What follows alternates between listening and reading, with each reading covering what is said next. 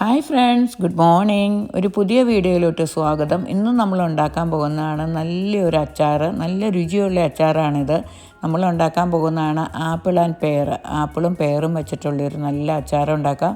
അപ്പോൾ ഇതെങ്ങനെയാണ് ഉണ്ടാക്കുന്നതെന്ന് നോക്കാം. നിങ്ങൾ ഹോൾ വീഡിയോ സ്കിപ്പ് ചെയ്യാതെ കാണണം.